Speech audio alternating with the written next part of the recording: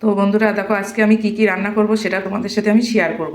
প্রথমে দেখো এই যে নিরামিষ তরকারিটা রান্না করেছি রুটি দিয়ে খাওয়ার জন্য, সব রকম সবজি ডালের বড়ি দিয়ে এই সবজিটা রান্না করেছি, আগে রান্না করে নিয়েছি। আর এখন রান্না করব এই যে লাউ শাকের চচ্চড়ি। লাউ শাকটা এই যে ভালো করে কেটে ধুয়ে নিয়েছি, এর মধ্যে কয়টা মটরশুঁটিও দিয়েছি। আর সবজি দেবো মিষ্টি, এই যে লাল আলু, সাদা আলু আর বেগুন আর কটা কাঁচা লঙ্কা দিয়ে এই চচ্চড়িটা রান্না করবো। আর কটা ডালের বড়ি দেবো। তো ডালের বড়িটা এই যে তেলের মধ্যে দিয়ে নিয়েছি, ডালের বড়িটা এই যে লাল লাল করে ভেজে নিচ্ছি। ডালের বড়ি ভাজা হয়ে গেছে, ডালের বড়িটা এবার তুলে নেব।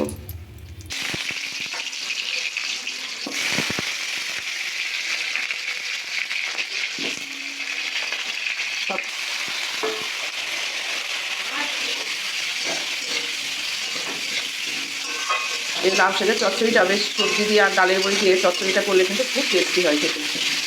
এবার এই যে লাউ শাকটা এই যে কেটে রেখেছিলাম, ভালো করে কেটে ধুয়ে নিয়েছি। এবার শাকটা দিয়ে দিচ্ছি।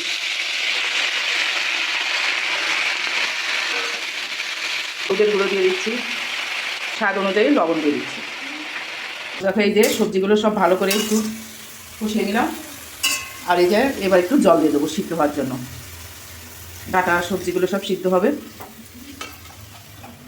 এবার 10 মিনিটের জন্য একটু ঢাকা দিয়ে দেবো। গ্যাসের জোরটা একটু কমিয়ে দেবো, দিয়ে 10 মিনিটের জন্য ঢাকা দিয়ে দেবো। আর লাউ শাকের চচ্চড়িটা হয়ে গেলে এই যে ট্যাংরা মাছের ঝাল রান্না করবো। তো দেখো এই যে 10 মিনিট হয়ে গেছে, ঢাকনাটা তুলে নিলাম। এখন দেখবো সবজিগুলো সব নরম হয়েছে নাকি, ডাটাটা নরম হয়েছে নাকি। হ্যাঁ, নরম হয়ে গেছে।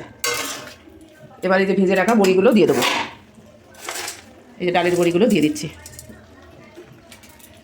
এবার একটু দিয়ে ভালো করে একটু মিশিয়ে নেবো। এবার একটু মিষ্টি দিয়ে দিচ্ছি, একটু চিনি দিয়ে দিচ্ছি। মিষ্টিটা দিলে একটু চচ্চড়িটার স্বাদটা ভালো হবে। তো দেখো এই যে লাউ শাকের চচ্চড়ি কিন্তু আমার রান্না হয়ে গেছে। এবার গ্যাসটা বন্ধ করে দেবো, দিয়ে নামিয়ে নেবো। তো দেখো এই যে এবার ট্যাংরা মাছটা রান্না করব। এই যে কড়াই বসিয়ে দিয়েছি, কড়াইয়ের মধ্যে তেলটাও দিয়ে দিয়েছি। এবার দেখো এই যে মাছগুলো ভাজা হয়ে গেছে, বেশ ভালো করে লাল লাল করে ভেজে নিলাম। এবার মাছগুলো তুলে নেব। এইভাবে সব মাছগুলোই ভেজে ভেজে তুলে নেব। তো দেখো এই যে ট্যাংরা মাছগুলো সব ভাজা হয়ে গেছে। আর এই তেলের মধ্যে এই যে দিয়ে দিচ্ছি এই যে কালো জিরা, অল্প একটু কালো জিরে দিয়ে দিলাম। আর এই যে মাছটা রান্না করব, এই যে আলু, বেগুন, পেঁয়াজ, টমেটো আর কটা কাঁচা লঙ্কা দেবো। তখন তেলের মধ্যে কয়টা আগে আলুটা আগে দিয়ে নিচ্ছি। এবার বেগুনগুলো দিয়ে দিচ্ছি।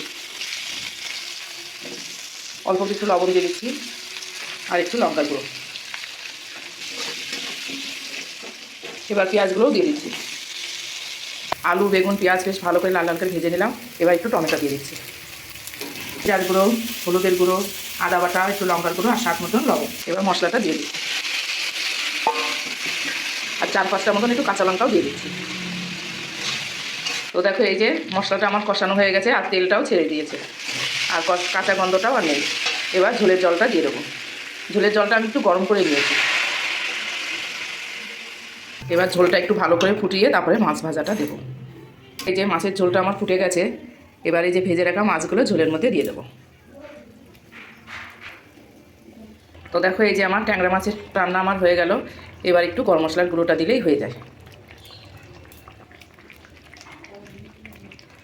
তো ট্যাংরা মাছটা এই যে আমার রান্না হয়ে গেল। এখন আমার এই রান্নার রেসিপি যদি তোমাদের ভালো লাগে তাহলে লাইক করবে, কমেন্ট করবে অবশ্যই। আর তোমরাও সবাই ভালো থাকবে, সুস্থ থাকবে। আজকের মতন এখানেই টাটা।